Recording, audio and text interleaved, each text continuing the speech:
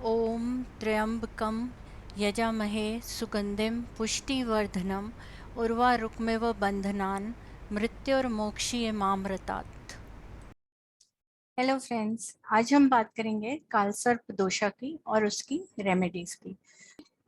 काल सर्प दोष तब जनरेट होता है जब राहु और केतु के बीच में सारे प्लैनेट्स फंस जाते हैं। यानी for example, Rahu first house में है, केतु सेवेंथ हाउस में बैठा है और बाकी सारे प्लैनेट्स पूरे एक साइड में है, लेफ्ट साइड या राइट साइड, तो ये दोष कुंडली में आ जाता है।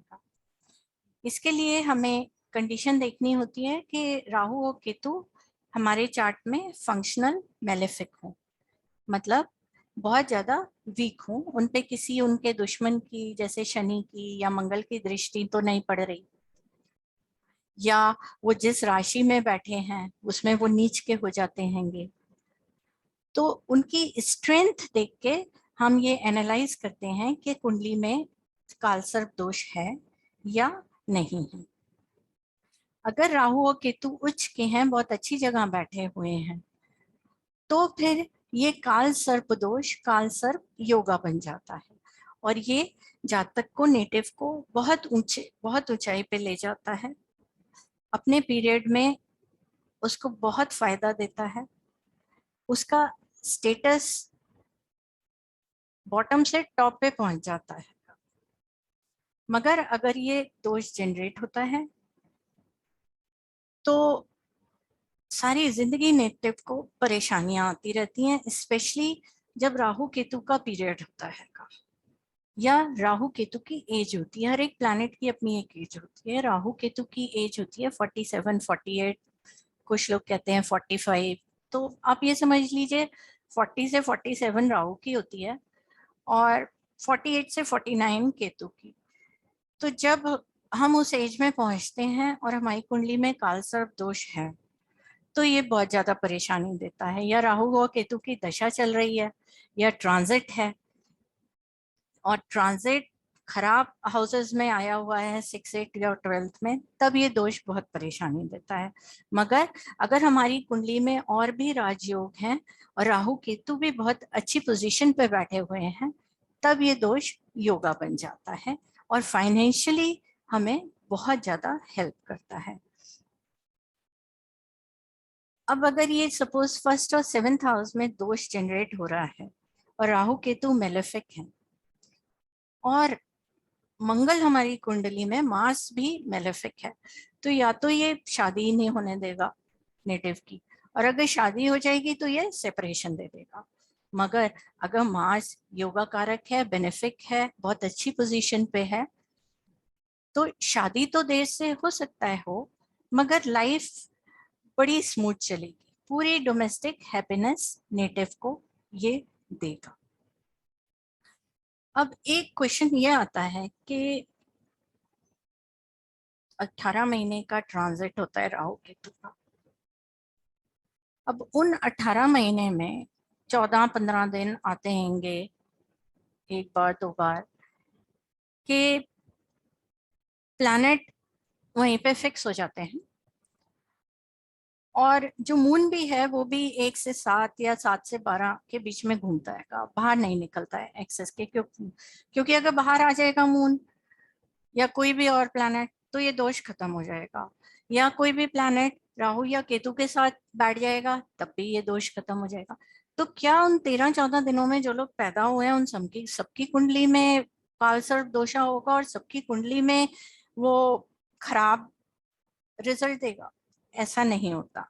इसीलिए ये कंडीशन है कि डिपेंडिंग मोर अपॉन हमारा लगन, हमारा असेंडेंट, असेंडेंट लॉर्ड, मून राशि, मून साइन, यानी हमें ये देखना है कि राहु और केतु बेनिफिक हैं या मेलेफिक हमारी कुंडली में, और उसके हिसाब से फिर हम ये देखेंगे कि किसकी कुंडली में ये दोष हो रहा है या ये योग हो रहा है, और उसी हिसाब से हम इसका रिजल्ट एनालाइज करेंगे। अब 12 हाउसेस होते हैं चार्ट में, हमेशा ये एक दूसरे के ऑपोजिट रहते हैं। तो उसी हिसाब से 12 तरीके के कालसर्प दोष डिपेंडिंग अपॉन इनकी किस हाउस में प्लेसमेंट है जनरेट होते हैं। जैसे अगर फर्स्ट और सेवेंथ में है तो अनंत कालसर्प हो जाता है, यानी नेटिव का कॉन्फिडेंस बहुत खराब रहेगा, उसकी मैरिड लाइफ अच्छी नहीं होगी। अगर ये सेकेंड और एट्थ में आ जाता है तो फैमिली लाइफ में प्रॉब्लम्स होंगी, फाइनेंसेस में प्रॉब्लम होगी, है इनहेरिटेंस मिलने में प्रॉब्लम होगी। अगर आप रिसर्च का काम कर रहे हैं तो उसमें प्रॉब्लम्स आएंगी।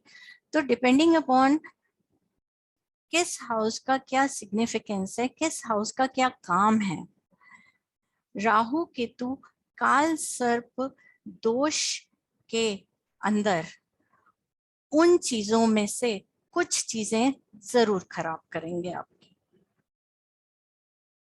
कोई आपका काम नहीं बनेगा। अगर आप प्रॉपर्टी डीलिंग के लिए जा रहे हैं तो उसमें प्रॉब्लम आएगी, किसी फाइनेंशियल डीलिंग के लिए जा रहे हैं तो उसमें दिक्कत आएगी।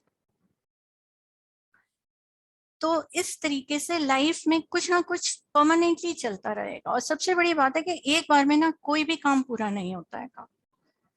हमेशा 2 या 3 अटेम्प्ट में वो काम पूरा होगा। ज्यादातर क्या होता है कि कभी कभी स्टार्टिंग में ये दोष प्रॉब्लम नहीं देता, मगर सेकेंड हाफ में प्रॉब्लम देता है, क्योंकि इसकी मेच्योरिटी एज जो होती है वो बेसिकली सेकेंड हाफ की लाइफ में आती है। तो उस टाइम ये नेटिव को ज्यादा परेशान करता है।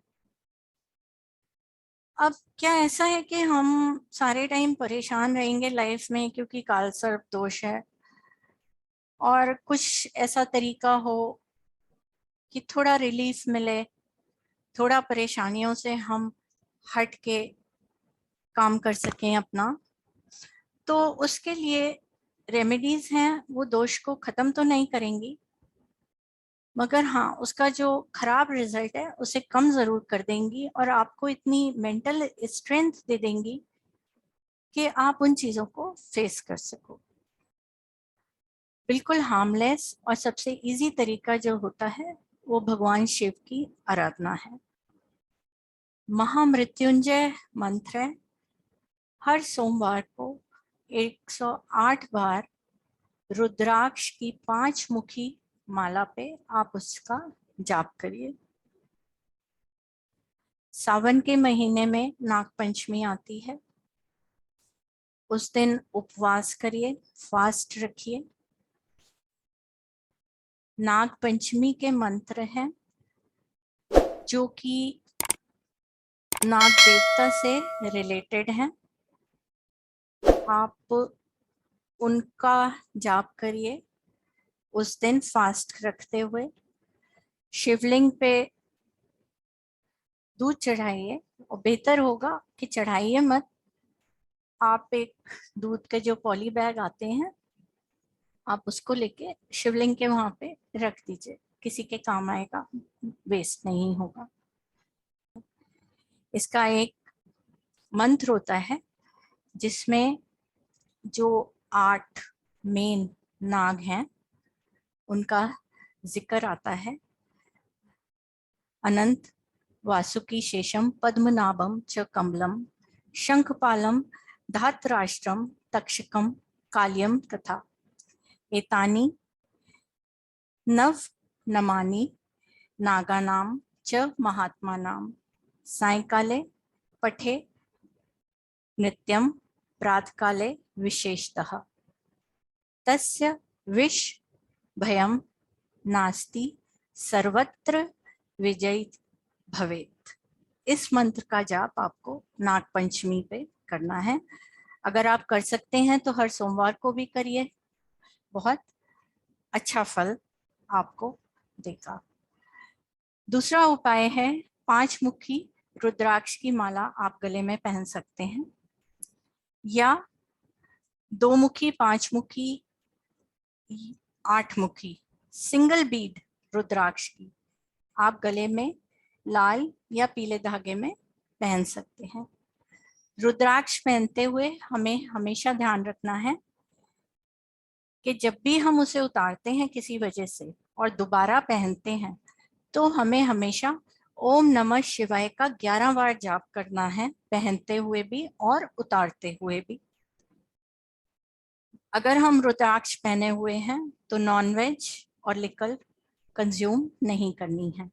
जब भी हम किसी फ्यूनरल में जाते हैं या हॉस्पिटल में जाते हैं तो हम रुद्राक्ष उतार के जाएंगे। गंदे हाथों से कभी भी हम रुद्राक्ष की माला या रुद्राक्ष की बीड को टच नहीं करेंगे। ये चीजें हमें बहुत ज्यादा ध्यान में रखनी होंगी। काल सर्प दोष का यंत्र भी आता है,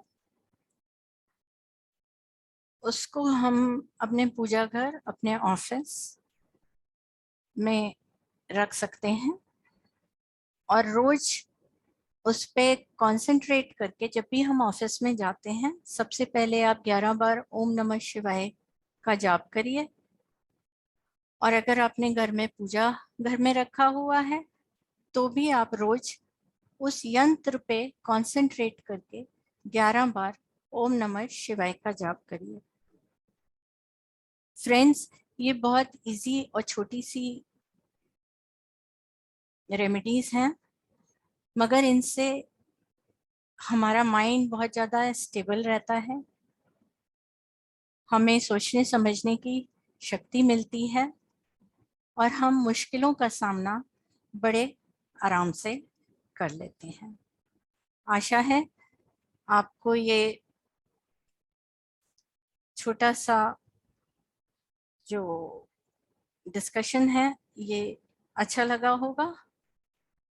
चैनल को लाइक करिएगा, सब्सक्राइब करिएगा, थोड़ा कॉन्फिडेंस आता है जिससे आगे के लिए और